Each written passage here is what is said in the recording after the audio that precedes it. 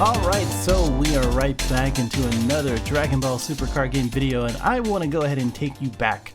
I want to take you back, not too far back, not far enough to have that stylish cup and now vaporware, or 90s sitcoms and catchy theme songs. But back into August 2nd, 2018, and today in April 2019, I kind of want to ask the question, what happened to the Ultimate Box? And the reason why I want to say that is because we do have this special anniversary box set coming up in June, in a couple months from now. Not even a couple months, about a month and a half. I kind of want to talk through what went wrong with it, or at least why there's not enough play for it, and as well as some suggestions for the next box, along with the second biggest issue with this game outside of actual prizing and events and all the other stuff, the actual mechanics of the game. Before we do that, definitely go ahead and like, dislike, comment below what you believe should be in the special anniversary set. I would like to see some ideas, some cards. Raditz obviously got confirmed, Toa got confirmed. We still don't have Turles, I know that much. I know a lot of people are saying stuff about that and that character. Anybody else, you know, and I'll kind of go through what I want to see in it as well. But don't forget to subscribe if you are new. And if we kind of go through this again, this got released last year in 2018 in August. It was $100 as MSRP, like a couple months, or even within that month, it went down to about $60 to $70 if you knew where to go. And if we take a look at all the cards here, we're gonna go through most of them, at least talk through on a high level basis. Most of them can be had for less than $5 for most of the rares, I think the foils, or cents on the dime, or cents on the dollar, because they're pretty much not really that useful. And I'll kind of go into that as well and see if you guys can kind of agree with me. But we do have 130 cards total. Oh, by the way, I am aware of the other set. I don't know if they put it up here, or the Draft Box 4 that includes a bunch of designed for draft cards and have a lot of new cards, but that is sort of separate and is all the way in November, September, something like that at the end of the year. So I'm not really going to mention about that, but really it's focusing on the special anniversary set, because the intention for the Ultimate Box was to give support for a lot of different archetypes. And the reason why this didn't really go well and now is much better on a casual basis is because of the nature of the game now. So before we go into that, again, 130 cards. We had 4 different battle cards with 1 foil, and then all the leader cards in each color, and then all of the token cards, 5 each of 5. And then we have the pocket binder, which I don't think they have a picture.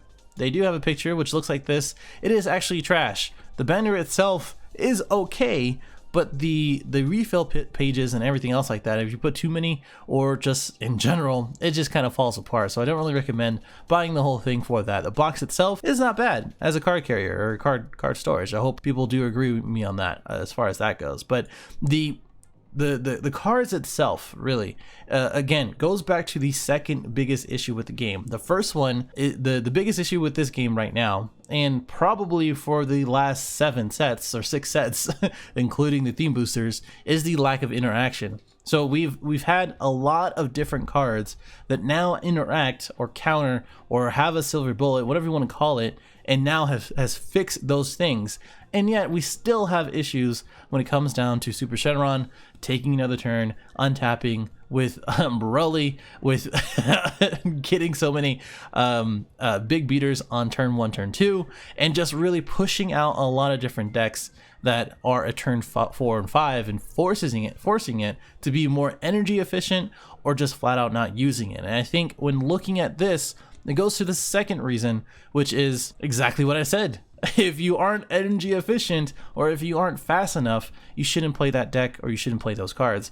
And again, it forces the deck maker not only to try to get creative, which I always agree with, but really there's so many reasons not to play certain cards over other ones, simply because either that archetype is too slow, with example that we're going to go through right now with the last one standing Goku in front of us, and as well as a couple other things. So if we kind of go through it, every single one of these leaders, Jiren, Zeno, Goku, Kefla, and as well as Vegeta, well, maybe outside of Vegeta, which a few caveats on that, are all very specific to its archetype. I loved the Ultimate Box coming out, At the time, every single leader with, well, almost every single leader, when it attacks like this one, it has a specific archetype, Universe 6 in this case, and then you draw 2 cards.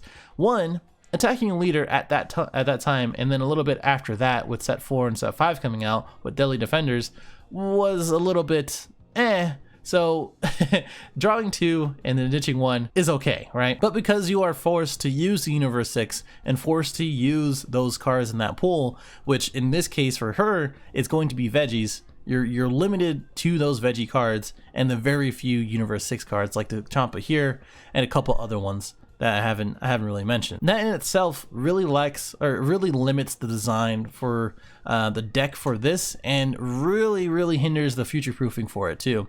The same thing kind of goes with the Jiren. So Jiren has the same thing, Universe 11. Same thing for Zeno, that you can't have any other cards other than Universe in it. Yes, you are limited to 4 negates in Roshi. And not only that, we haven't had any real, maybe a few here and there from set 4 and onward, but we haven't really have any real universe support that really helps Zeno. And you don't, like, other than Zeno Maidens, which is really cool in a concept and as a deck, that deck in itself can be stopped not only by Cold Bloodless, Crusher Ball, by just beating down Zeno before that even happens. And it really is a turn 4-ish deck, right? So you have to get out the 3-drop Yumi's or the 2-drop Maiden, which you have to tap out. You don't have any negates, you don't have any sparking negates, you don't have anything like that. Yes, the Hella Super Combo is amazing for this, which gave it a little bit support, and we'll kind of go through that in a second as well,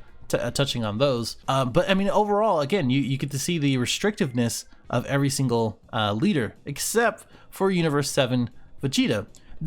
At worst, you can always add in Time to Fight Goku at all costs, and as well as your super combo for Universe 7. And every single one of those are very useful in this deck. So the Warrior of Universe 7, so that way you don't have any specified costs, is great, but the actual 5k and as well as Universe 7 in your energy area at the very minimum, if you have a playset of every single one of those, you can draw into one of them, charge it, and then get it back later on. I don't think that's really too much of a issue with this. And then other than that, I feel like this leader should be explored just a little bit more. But with the hindrance of the energy sniping, as far as the nerf for that, the absence of storm, etc., and as well as just blue leaders again with TN, it's just really bad when it comes down to these type of things. And I don't know what the ruling for this is. It says you may choose one energy to add to your hand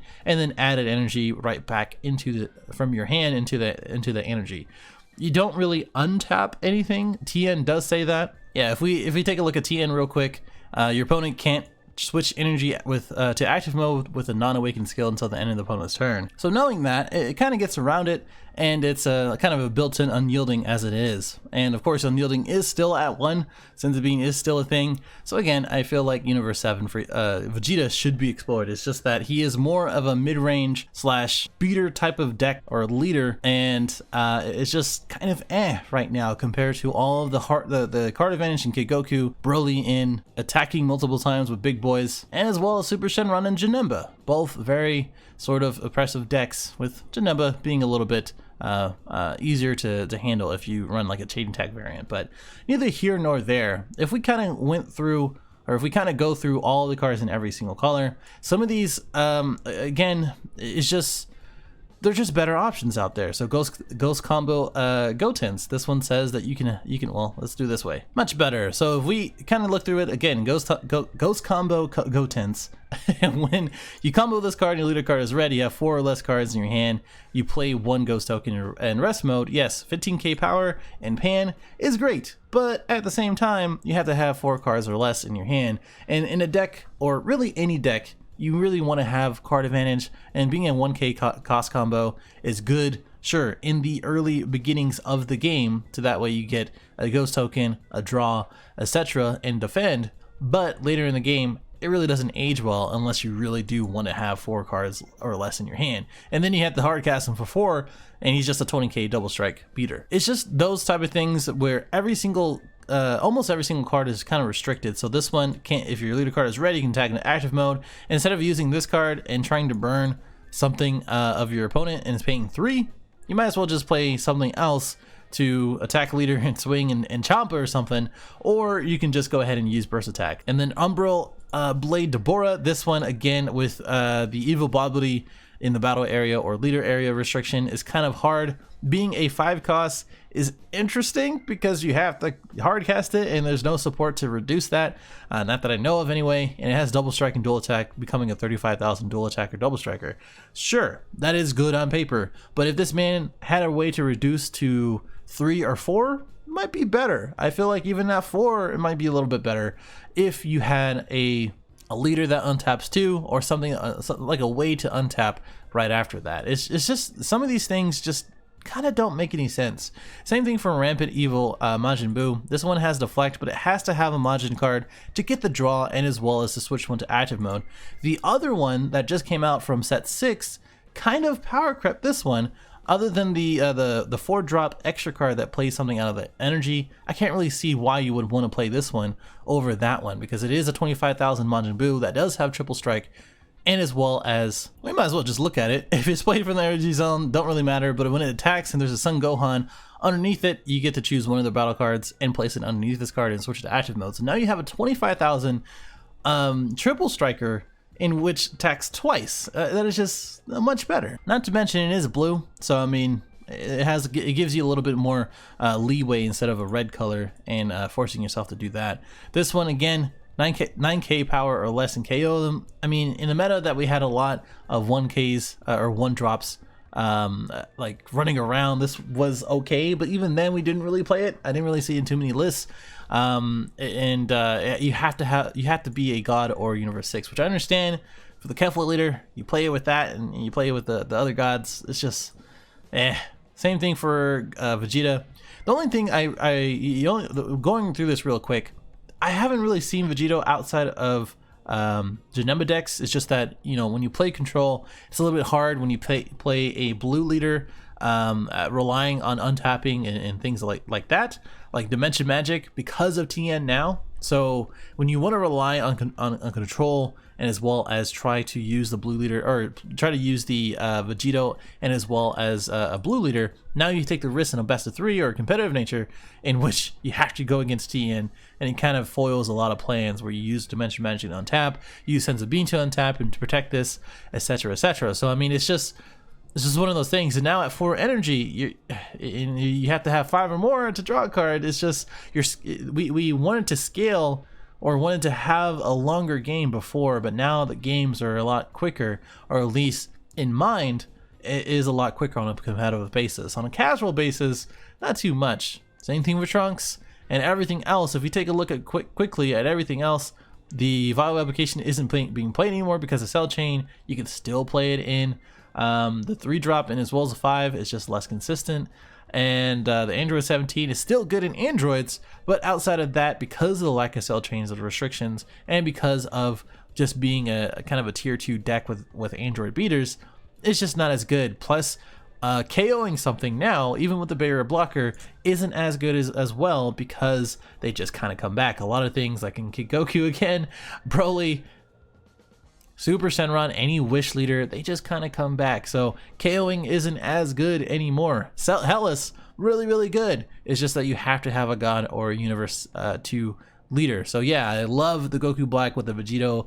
I've seen that deck. It's really good. It's just that we have to, we're forced to be creative, which is good again, but it's just, you know, you're forced to do it. You know, when looking through everything here, with the Jiren, with the Goku Jr., which Path of Greatness is such a better card. Instead of paying 5 for this and being at 2 or less, you just pay 4 and you just have to have 7 and drop like that. It's just crazy. It is absolutely crazy. No one plays any of this Frieza clans anymore. You know, Belmont is one of the only ones outside of Universe 7 Goku that can just KO in yellow. Just let you know on that. That isn't in rest mode, by the way. And then all of the black cards, which Force Ejection Masstain would be good in Veku Ramp. It's just that Veku Ramp is a little bit too slow, and again goes back to that second reason of the game being, or the second reason, the worst thing about the game being the second reason. You get what I'm saying? And then Demigod, really good. It's just that it's 5 costs, and you have to play a demon god, which is Demigod. Smiling Mantis Toa, really good. You have to pay 4 for Xeno Evolve. Force Ejection Mira, really good. You have to pay 5 for Xeno Evolve. Topo Unleashed, really good. But you have to play not only Universe 11, and have 8 or more in Universe 11 to actually get his double strike and critical. Being a barrier blocker for 1 is not too bad, as long as you use the red Topo and then evolve right on it. I mean, it's not that big of a deal. Even in the Frieza, the Frieza Prison deck, I feel like that is a pretty good tech for it. But again, when really looking at it as a whole, all of these really just can't be played right now on a competitive level because there's so many restrictions. It's either slow or and when I say slow, it's too high of a cost. And when you do get to the too high of a cost, you want to right now you kind of want to do as many things as you can with your energy versus one thing with your energy that does a lot. If that makes sense. So if you just look at everything, even the Deathless Warrior Broly, because this has a Broly leader restriction instead of just being himself or just having this thing I can't speak today apparently, this effect in which if they don't KO something, which makes sense, if you just don't KO anything and they get to choose 2, that makes more sense to me, because then you can play Shigesh and then right into the 3 drop and then pay this for 1 and then make them drop 2. That isn't even that bad when you really consider that. The only thing that's really bad is the next Broly that you'll evolve on this, because it reduces by 2. Either way, you kind of get what I'm going with this. I am very, very disappointed in the way that this set aged, because all of it is very cool. It is still playable on a casual level, but if you kind of consider all the things on a competitive level, trying to put in all the cards that I'm trying to or that I went over right now, it is really, really difficult. And that is just sad to me. And really taking a look at the expansion set, the special anniversary box that actually has, again, all the reprints, all of the alternate foil and as well as non-foil reprints of all of these cards that I already went through. Go check out that video if you'd like to. And then of course includes new cards to power up the past decks. So this includes set 1, 2, 3, and 4. And if we take a look at the article over here, this actually gives you the list of the types of decks that we'll see. Again, go take a look at that video as well if you haven't looked at that. This does include Beerus, Vados, Broly, Goku Black, Zamasu, Red Vegeta, Cooler, Android 13, and more. So what I actually want to see, which again, if you haven't already commented below and got this far in the video, please go ahead and let me know what you think of what I'm talking about right now, and as well as what you want to see in this box and what type of cards. Because now, when you really think about it, if you really want to make every single one of these elites viable, which, by the way, if you want to balance out a meta, you have 2 options.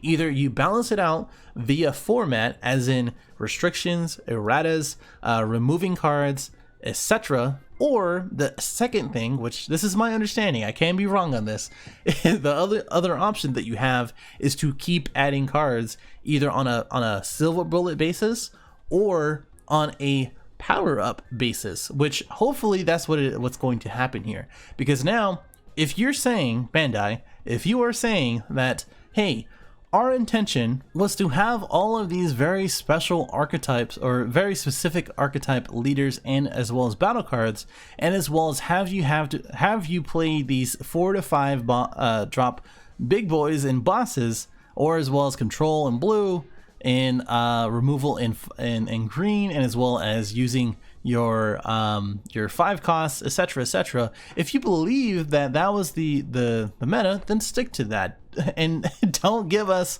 set 5, 6, and now even 7 cards that all correlate to each other, in which ends in turn 3 to 4 games, or at least not making us tap out for those cards. Now, to do that efficiently, it depends on what archetype you're talking about. So for Beerus, okay, Do we give this is my idea, these are my ideas by the way, do we give Beerus either the leader or as well as a battle card, like a field card that says any Beerus effect that KOs now ignores barrier, so that way we mitigate Hana Mastery? In Vados, do we say if the leader attacks, she's gonna go ahead and KO a battle card in active mode and as well as make them take a life? Do we say that if there's a barrier card that sits there like a Whis the godly brother? Do we say that? For Broly, do we say now the original Broly now has a 1 cost that reduces everything in your hand by 1, like Wings, so that way you can play the Endless Evolution Broly for 2 and then the next turn evolve twice on it and make it a little bit more viable, right? For Goku Black, do we say every time that you take a life you draw 2 cards? Who knows? Do we say for Zamasu, when you take life, Awakened, return 5 cards from your drop into your deck after you take a life? Who knows? Or like a card that's like a 4 cost or something like that does that. For Red Vegito, that's just a, come on now. For Cooler, do we add another type of field card or another battle card that accelerates like the Cooler effect? So do we say every time that you play a Cooler from the Big Yeti Star, multiply it or play another one or something like that? For Android 13, which I would love to see decent support for that, do we say, hey, reduce the evolve costs or the costs just like the Wings and just like for Broly by 1, and it becomes a 3-drop, and then you awaken, and then you go ahead and use the green energy right then and there, and now we have another hand destruction viable option, right? Etc. etc. I can kind of keep going on and on, right? But these are all suggestions. These are all my thoughts. I could be wrong, right? I'm okay with being wrong. Apparently, if you title a Veku is the new SS3, you're gonna be completely wrong. Come on now, guys, just watch the video. Either way, let me know what you think in the comments below. That's pretty much all I wanted to go over, and I will see you in the next one. Later.